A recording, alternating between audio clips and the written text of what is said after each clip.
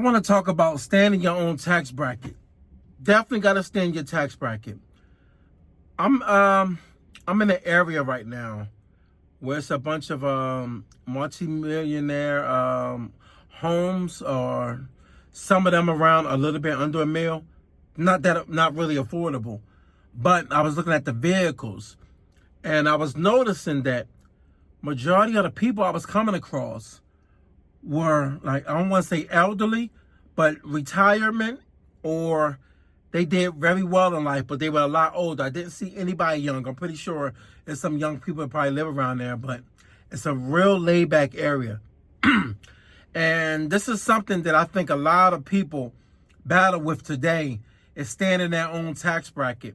A lot of people want to have all the things to life, with the cars, the houses, all the things that come with that. Well, I noticed that in life, you notice that the people that are up here are normally a lot older, which means is that they was able to make a lot of mistakes. If they did, most likely they probably did, because you never hear a story of a person just won on every level. But it's probably a couple out here that won in every area of life. I never met them, but I'm pretty sure they out here. But most of the people you meet normally failed a couple times, and when it comes to starting their company or whatever they were doing, they end up changing up careers or to open up their own business. They failed multiple times. And I realized today why so many people are I know for sure, in debt. And I'm one of the ones, I can blame myself too, is living above your means, not staying in your own tax bracket, not being able to understand your funds, how they're supposed to operate. They're supposed to work for you, not against you.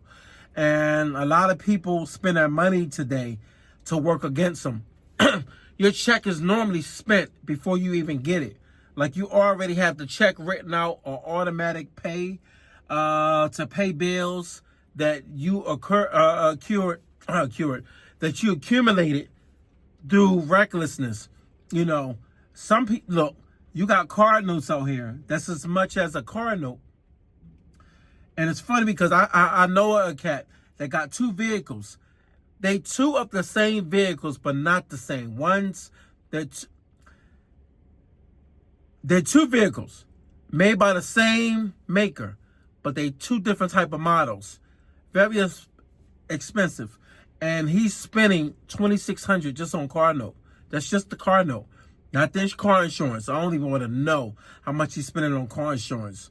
If I say the cars, he'll know I'm talking about him. So I'm going to just leave that out. I'm going to just say that, damn, that's crazy. So when you look at not staying in your own tax bracket, people tend to go, you're going to be reckless with your funds, which is causing a lot of people today to have biasness about how they spent their money, and feeling like dealerships and the mortgage loan officers were against them when they signed the documentation to purchase a new home.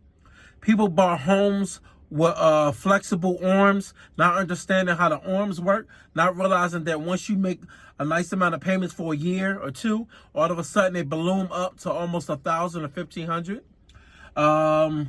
Even accessibility to understanding how your house is structured in certain counties. The taxes end up changing, which makes it really rough on a lot of people.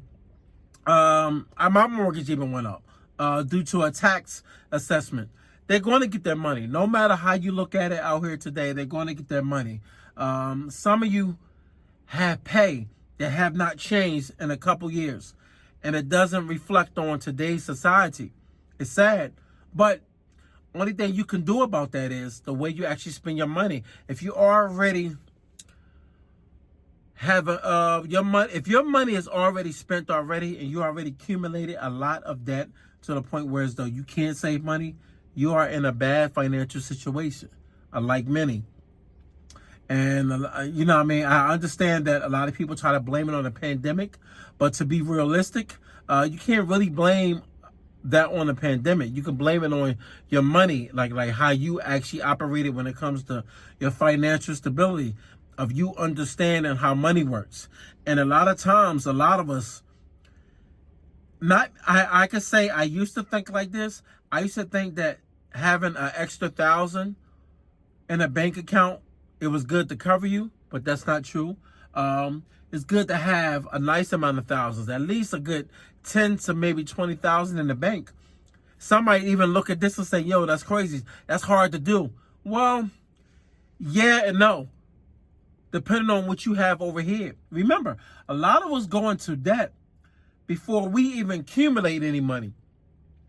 Like one of the things that a lot of people end up accumulating debt off of, especially out of high school, they end up going into debt, like purchasing their first car. Instead of buying the car out cash, remember, you want to showboat, you want to show off, you want to show that all the hard work of working your part-time job or the job that you end up having a full-time on, you want to be able to reward yourself. And they always used to say, like, I'm going to say this, when you're ignorant, you say this, you only live once. It's always the setup for you to go backwards. You only live once. With that motto, you're going to do something reckless with money. You're going to overspend. You're going to make 50 or 60,000 a year and go out and buy a car that's actually 40 or 60,000. You don't quite look at it that way. You look at it like, well, it's a 5-year car loan. Well, what's sad is you end up spending majority of your money already before you even purchase anything that can bring you money in. And a lot of us kind of think backwards. A lot of people are not taught to actually spend their money in the areas that's going to bring them money back before they start buying products or items that's going to take the money away from you. I ended up learning this late in life. No one taught me, but I ended up learning that once you start spending money you don't have, you're doing it through credit. It's the biggest setup, and it's a setup for you to fail. It's your own test. It's not a setup for people out here to make you go backwards. If you don't give yourself, if you don't look up anything that you do and you blame it on predatory practices, a lot of people like to use that. It's like a victim mentality. They say this because when you're going for loans, everything sounds good on paper.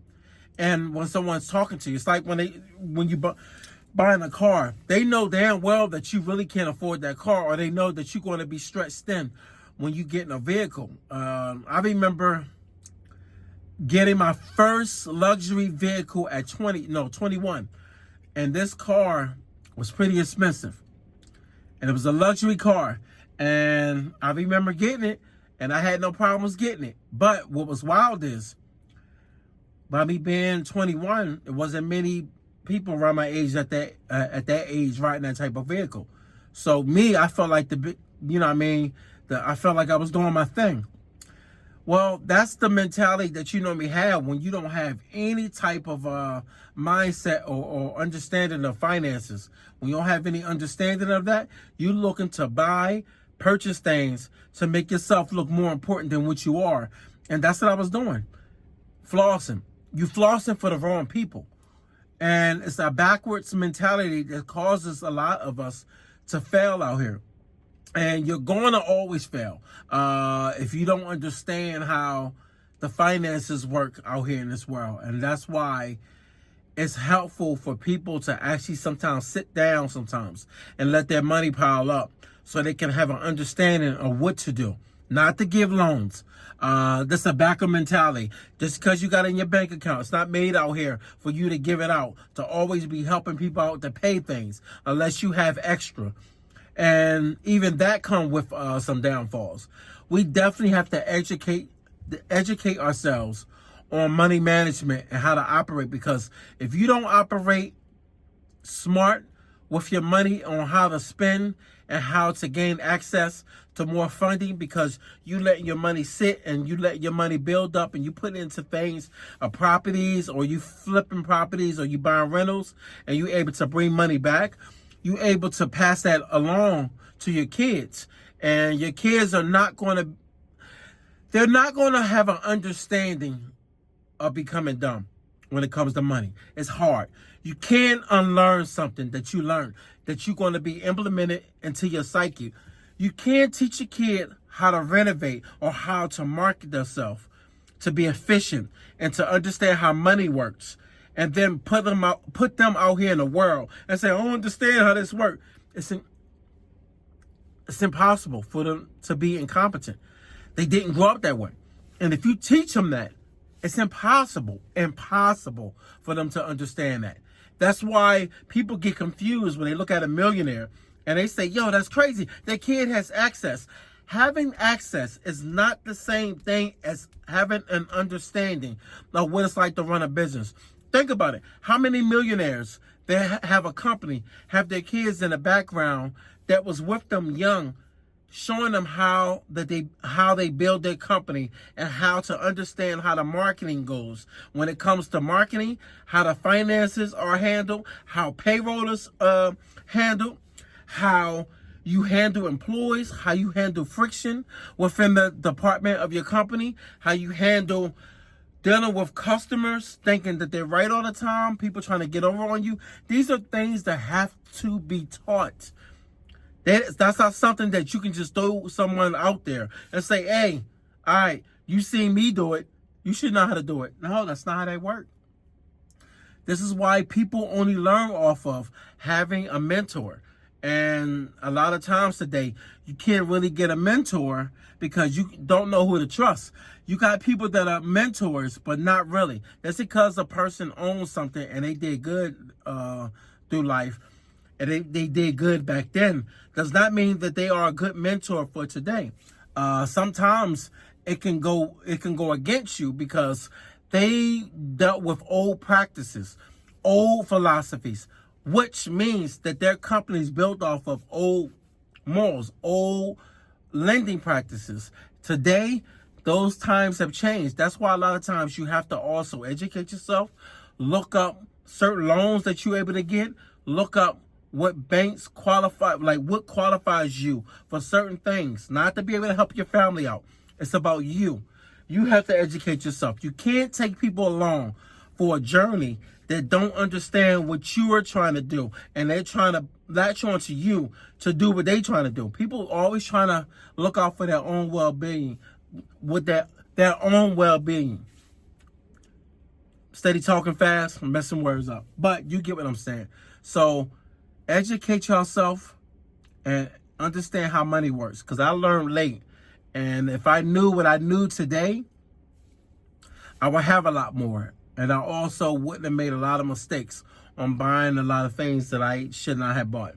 Because at the end of the day, all it is short gratification just to make you smile. And then eventually 6-7 months down the line, it's all over again. It's like, yo, I'm not feeling this no more. I'm bored.